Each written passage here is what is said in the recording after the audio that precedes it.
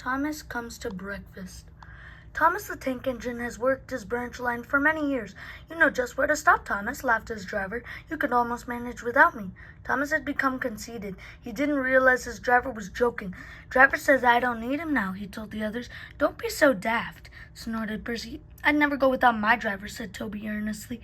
I'd be frightened. Pooh, boasted Thomas. I'm not scared. You'd never dare. I would then. You'll see. It was dark next morning when the firelighter came.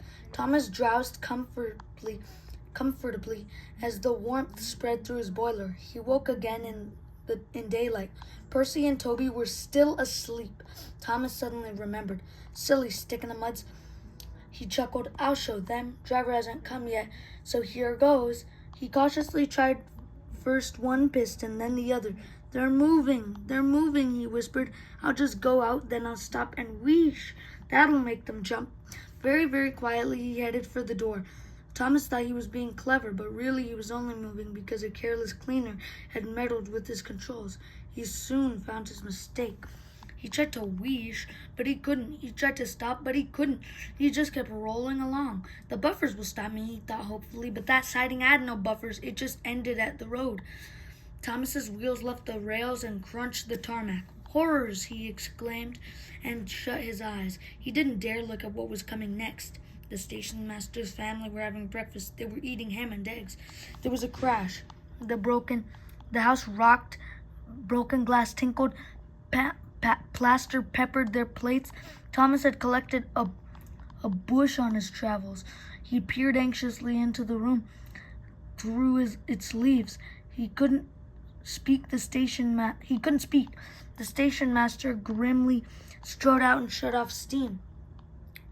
His wife picked up her plate. You miserable engine, she scolded. Just look what you've done to our breakfast. Now I shall have to cook some more. She banged the door. More plaster fell.